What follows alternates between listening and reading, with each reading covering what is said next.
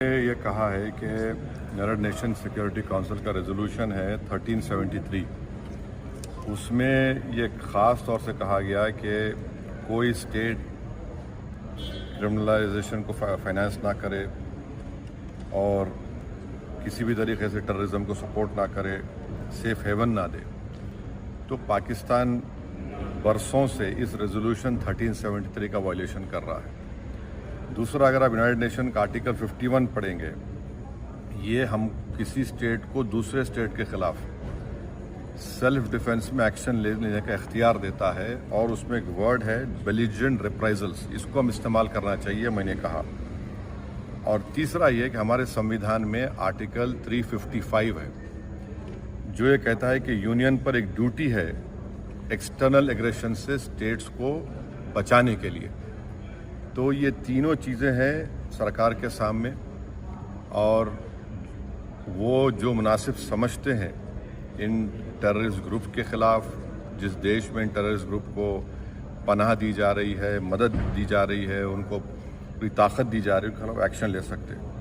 چوتھی بات یہ ہے کہ انٹرنیشنل لا اس بات کی اجازت دیتا ہے کہ ہم نیول اور ایئر بلاکیڈ کریں پاکستان کے سیلف ڈیفنس میں، اور سینکشنز لگائیں پاکستان کے اوپر، خاص طور سے آرمز سیلز میں. اس کے بعد میں نے یہ کہا کہ وہاں پر میڈوز میں آخر کیوں CRPF نہیں تھی وہاں پر،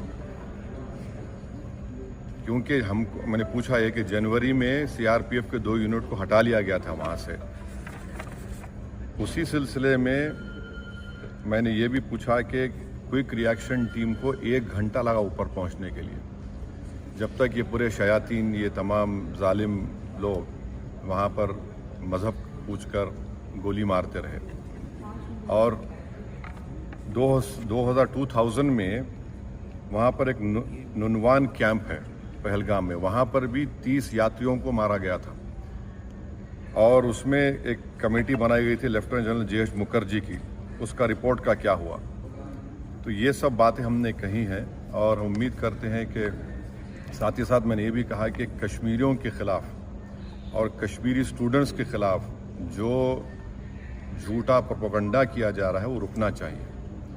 اور اگر لوگ سوشل میڈیا میں یا ٹی وی چینل کے کوئی اینکرز ہیں، یہ بھی میں نے کہا اگر وہ ہندو مسلمان نفرت میں اضافہ کریں گے تو وہ لشکر طیبہ مسکرائے گا ان کے اوپر، پاکستان مسکرائے گا ان کے اوپر.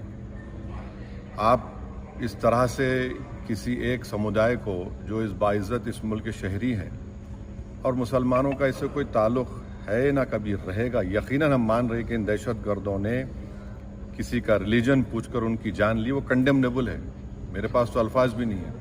مگر اگر آپ اس کے جواب میں اگر یہ کریں گے تو پھر ہم ان لوگوں کو طاقت بخش دیں گے جو انہوں نے اس طرح کا ٹیررزم کیا. اب یہ سرکار کے اوپر ہے، اور ہم نے انڈس واٹر ٹریٹی کے بارے میں کہا کہ بہت اچھی چیز ہے کہ ہم نہیں بول دیے، مگر آپ بتائیے ہم پانی کہاں رکھیں گے؟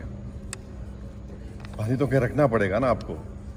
تو اور اس میں آپ دیکھیے کہ انڈس واٹر ٹریٹی میں جو چناب کا علاقہ ہے وہ پورا پہاڑی علاقے سے پانی جاتا ہے، جہلم کا جو ہے وہ زمینی علاقے سے جاتا ہے، اور ورلڈ بینک اس کا انٹرلوکیٹر ہے. تو اس پر ہم نے کہا کہ اس پر دیکھنے کی ضرورت ہے، اور سرکار جو بھی ایکشن لے گی ہمارے دیش کے تمام لوگوں کو ان کی جان اور مال کو بچانے کے لیے، خاص طور سے اس بزدلانہ وحشیانہ دہشت گرد حملے کے بعد، ہم اس کی تائید کریں گے. یہ کوئی سیاسی مسئلہ نہیں ہے، یہ ہمارا نیشنل مفاد ہے، نیشنل انٹرسٹ میں ہے، اور ہم ان کے ساتھ کھڑے رہیں گے. سر، یہ آپ نے انڈس واٹر ٹریٹی پہ بولا، تو کیا آپ بول رہے ہیں کہ یہ ایکشن نہیں لینا چاہیے کیا؟ نہیں، میں یہ دیکھیے، آپ نے تو دیکھیے ورلڈ بینک انڈیا اور پاکستان میں بیٹھ کر یہ ٹریٹی کروایا، وہ اس کا انٹرلوکیٹر ہے. بھائی پانی کو کہاں رکھیں گے آپ؟ اچھا ہے، آپ نے اچھا سٹیپ لیا، مانتے ہیں، پانی کہاں رکھیں گے آپ؟ آپ بھائی ڈیم بنائیے نا. اسٹینڈنگ کمیٹی تھی، اس نے بھی اس کو کہا تھا کہ ان کو انڈس نہیں، اب وہ اس میں جائیے. میں نے یہ کہا کہ آپ نے لیا ہے جو steps cabinet committee on security میں لیا آپ نے، ٹھیک ہے، مگر ورلڈ بینک انٹرلوکیٹر ہے اس کا، تو وہ بھی دیکھیں، انٹرنیشنل لا سے دیکھنے کی ضرورت ہے. پاکستان نے شملہ ایکارڈ بھی کینسل کر دیا. اب وہ تو سرکار سے پوچھیے، ہم نے کہا یہ بات کہی. تھینک یو، شکریہ.